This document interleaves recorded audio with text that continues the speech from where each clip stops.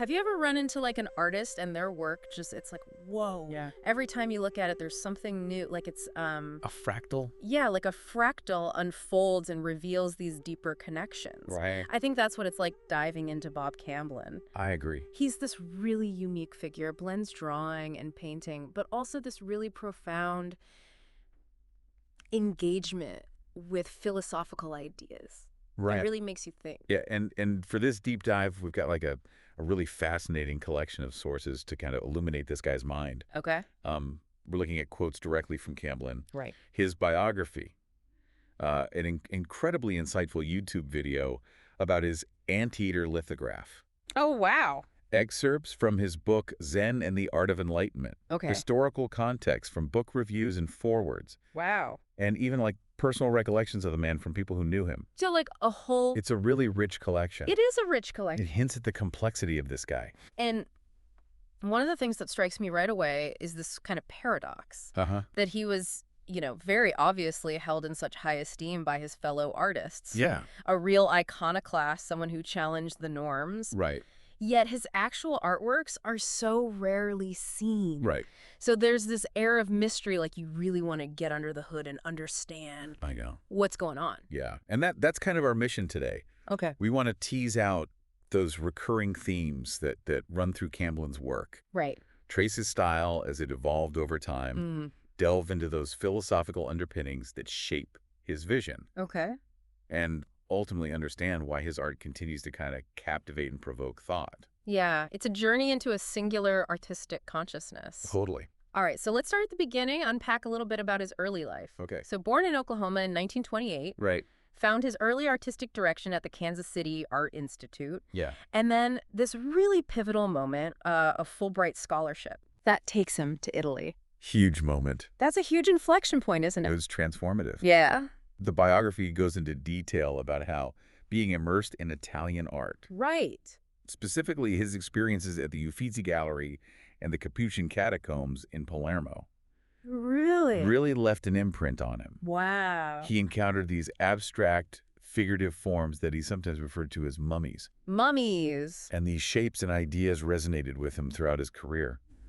So it's interesting that he pulls from like the grand masters of the Italian Renaissance. Yes. But also there were some early influences that were a little more personal, a little closer to home. Right. Things like the Marland Estate in Ponca City and the Pioneer Woman statue. Yeah, the biography notes how elements of the Pioneer Woman statue Oh, really? would occasionally appear in his work as a kind of tribute to his mother, Viva Camblin. Oh, wow. It's fascinating how these seemingly disparate experiences, from grand Italian art to local icons, Right. all kind of fed into his unique artistic vocabulary. Yeah. And I think we shouldn't overlook the impact Oh, and The Wizard of Oz. Yeah, on his young imagination. Yeah, you can almost see that sense of wonder and the slightly surreal kind of creeping into his later work. That's a great point, from Dorothy to mummies. That's quite the Yeah. imaginative leap. So after soaking up all this art and culture, he returns and becomes a teacher, Right. which also seems like a really significant chapter, particularly given his collaborative spirit. It really is. His time at Rice University in Houston really stands out. Okay. That's where he formed these partnerships with Earl Staley and Joe Tate, Right. initially under the moniker B&E Productions. B&E. What does that stand for? I don't know. We have to find out. B&E Productions. And later as the Holding Firm. The holding firm. Okay. And they were really pushing boundaries with their collaborative drawings and paintings. Uh-huh. And these happenings they called events.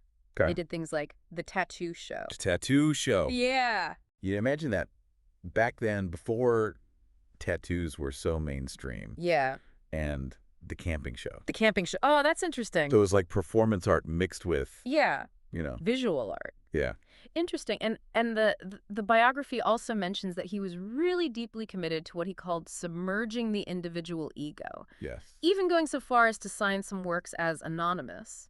It speaks volumes. I mean, think about that. That's a pretty radical stance in the art world. Yeah, no, It's often very ego-driven. totally. So this idea that the act of creation was paramount, Yeah, it's about the experience. more important than the pursuit of individual recognition. It underscores his unique approach to art making. Yeah. I like to think of it like a jam session, Yeah. where the music takes precedence over any one musician's spotlight. Right. It's a collective effort. So let's dig into this artistic philosophy a little bit more. Okay. We've got these intriguing quotes from Bob Camblin Quotes and Other Mysteries that offer some insights. He says, "Stick with common sense and you will see the miracles worked by both science and magic. Common sense will show you where the intensely bright gray is located." It's interesting that he's blurring these boundaries. Yeah. This idea of common sense, Right. not as something mundane, but as a grounded perspective No. that lets you see extraordinary in science and magic. Yeah. Suggests a mind that is open to multiple ways of understanding the world, Right. not limited by intellectual categories. Not putting things in boxes. Exactly. He's seeing wonder in the everyday. Okay, now there's another quote that feels really fundamental to his purpose. Yeah. Art is not just images, he says. Right. Art for art's sake has become art for life's sake, or art for my sake, or art for survival's sake. Wow. Yeah. What do you make of that? Well, if we connect this back to the collaborative ethos and rejecting the individual ego, Right. it makes it clear that art for Camblin wasn't about aesthetics or validation. It was vital. It was about living. Yeah. It addressed a human need for meaning and connection. Yeah. It was essential to existence. So that leads us pretty naturally into these recurring themes that we see throughout his work. Yes. This idea of cycles metamorphosis, this Yeah. really deep sense of interconnectedness, Right. and the anteater lithograph, which is explored in detail in Zen and the Art of Enlightenment, and that YouTube video Yeah. really seems to be a central example of this. It does. Both the YouTube analysis and the book illuminate how this incredibly intricate drawing Right. is teeming with patterns and forms. Uh-huh. You see foliage decaying matter, Oh, wow. skeletal suggestions. It's about life and death informing each other. And there's a strong connection to Zen philosophy here, right? Absolutely. The idea that nature mirrors the state of our minds Okay. and the anteater covered in this tangle of lines Right. represents the clutter of our own thoughts.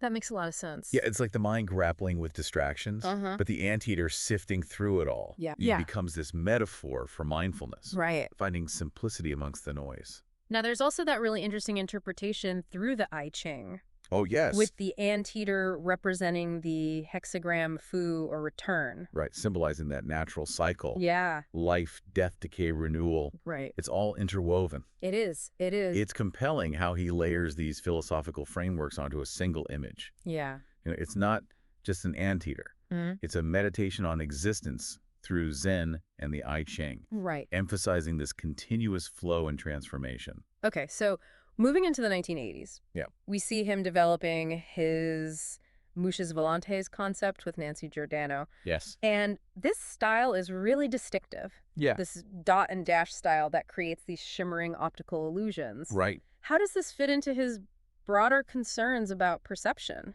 I think this raises a very important question about how we see things. Okay. Muchas volantes are those flying flies we see in our vision. Oh, the floaters. So floaters, exactly. Okay. And he uses these dots and dashes to create shifting mirage-like images. Right. So he's engaging with challenging the viewer's understanding of reality. It reminds me of like Escher or Dali, Yeah. that way of playing with our visual expectations. Exactly, and making us question what we see. Right, so it goes back to that core idea of not accepting things at face value. Yeah. Always looking deeper, questioning our perceptions. Right. Now, he also famously incorporated text into his drawings and paintings, Yeah. which might seem contradictory For for someone so visually driven. Yeah, but the biography mentions his agreement with Tom Wolfe's essay, Okay. The Painted Word, which argues that words have come to replace Oh, interesting. the experience of art. Ah, So Camblin's use of text isn't about explanation. right. It's more like clues or visual elements. So it's almost like he's setting a trap for the viewer. Yeah, or giving them extra data problems to solve. And the viewer has to kind of navigate these textual and visual elements Exactly. to construct their own meaning. Right. But also be aware of those traps. And the potential problems. That sounds deliberately designed to make you think. Absolutely. It's about engagement, Yeah. not passive observation. So he's making the viewer a participant. Right, in the process of interpretation. Okay, let's trace his artistic evolution a bit further. Okay. We've talked about his early abstract impressionism Yeah. and the Muchas Volantes period. Uh-huh. But the biography also mentions that he wanted to remake Goya in 20th century terms. That's a huge ambition. It is a huge ambition. Yeah. What do you think he meant by that? Well, when you consider Goya's, really unflinching depictions Yeah. of the human condition Yeah. and the darker aspects of humanity, the grotesque, Right. you can maybe see a connection to Camblin's willingness to explore those complex and unsettling themes Yeah. through a contemporary lens. Right. And his use of drawing and watercolor Yeah, to create these illusionistic and multi-layered works. absolutely. It's innovative. Also speaks to this desire to push boundaries. Right. He was always pushing. Then there's the Scarecrow series, which was inspired by Gunter Grass's novel Dog Years. Oh, yes? How do these figures fit into his artistic vocabulary? Well, the biography suggests that initially they were drawn from a more traditional idea. Okay. Figures that hasten spring or symbolize renewal. Uh-huh. But as the series evolved, they became explorations of myths and legends. Right. And again, that theme of metamorphosis Right. and his use of found materials Yeah. like lobster shells and larva shells Really? further emphasizes this idea of transformation and the cycles of life and decay. Wow. It's like these figures are between states. They're vessels for these grand themes. Right after leaving academia in 1976, he kind of embarks on this nomadic period of travel. Yes. How did this experience on the road influence his work? The biography says he funded his travels by selling art. Oh, wow. He went to Italy, France, Mexico, the South Pacific, Wow. and he was incredibly prolific during this period. In- And the works from this time seem to capture those cultures and landscapes. So it's like a visual diary of his travels. It really is a direct connection between experience and expression. Right. Eventually he returns to Houston, though, He does. and he becomes increasingly reclusive in his later years. Right. Did that shift in lifestyle have an impact on his work? It's hard to say for sure. Yeah. The sources don't explicitly say, Right. but it's plausible that a more solitary life intensified his internal explorations, Right. which were so central to his art. Yeah, it maybe gave him more space to contemplate. Yeah, perhaps. Okay, so let's look at how his work was received by critics and the art world. Okay. We have insights from Charlotte Moser, Eleanor Freed, and Texas Overview. Yes, Charlotte Moser observed a shift towards more organic flowing forms. Okay. Eleanor Freed highlighted his fascination with life cycles and metamorphosis, Uh-huh. and Texas Overview recognized his innovative drawing and watercolor techniques. Right, so these critical observations really underscore Yeah, they really do. those key themes. They do. And we're also lucky to have some personal quotes from people who knew him. Yes. Pete Gershon, George O. Jackson Jr., Earl Staley, Penny Serling, Carolyn Farb. Right, what a collection. What do these personal perspectives add? I think they paint a more human portrait of Camblin. Yeah. Earl Staley credits Camblin with teaching him drawing and composition, Really? emphasizing his influence on other artists. Okay. Penny Serling talks about his questioning nature Uh-huh. and his love of collaboration, despite his later reclusiveness. Right, so these voices add a real personal dimension to the Yeah. story. They really do. And it all seems to come back to this sense of enigma. Yeah. Even those who knew him well Right. seem to have been intrigued and challenged by him. I know. So to kind of bring this main part of our deep dive to a close, Okay. what would you say is the most enduring takeaway about Camblin's legacy? I think the book review of The Art of Everything Mm. sums it up really well. It says that Camblin's work offers questions disguised as images and riddles disguised as structures, Wow. aiming for everyday enlightenment through questioning and embracing impermanence. Yeah, that's a really good way of putting it. That's at the core of his appeal. Right. His art doesn't give you easy answers. Uh-huh. It invites you to question, discover, and engage with the world. So to bring together the threads of our deep dive into Bob Camblin, Yeah. we've journeyed through his fusion of art and philosophy, Right. his fascination with cycles and metamorphosis, his innovative artistic techniques, and his constant challenging of how we perceive reality. And for you, our listener, Yeah, who appreciates those aha moments, right. Camblin's work really embodies that. Yeah. It's about sparking your own connections and insights. So here's a final thought to ponder. Okay. How often do you just accept the surface appearance of things? Hmm.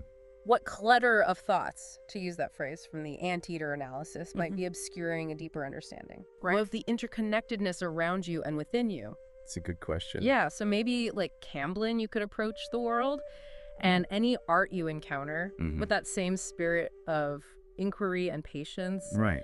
Dare to look beyond the obvious Question your perception. and be open to uncovering hidden meanings. I like that. True understanding, like Camblin's art, Yeah, often lies just beyond our initial grasp. it does. Well, this has been a fascinating deep dive. It has. Thank you. Thank you for listening. It's been a pleasure.